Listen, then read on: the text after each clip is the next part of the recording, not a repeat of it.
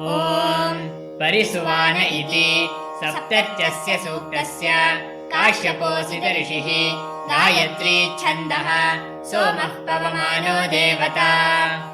ॐ परिसुवानो गीरिष्ठाः पवित्रे सोमो अक्षाः मदेषु सर्वदा आसि त्वं विप्रस्त्वं कविर्मधुप्रजातमह्नासः मदेषु सर्वदा आसि तव विश्वे सजोषासो देवासः पीतिमाशत मदेषु सर्वदा आसि आयो विश्वानि वार्या वसूनि हस्तायोर्दधे मदेषु सर्वदा आसि इमे रोदासी मही सम्मातरे वदोहाते मदेषु सर्वदा आसि पर्यो रोदासी उभे सद्यो वाजेभिर्षाति मदेषु सर्वदा आसि सशुष्मी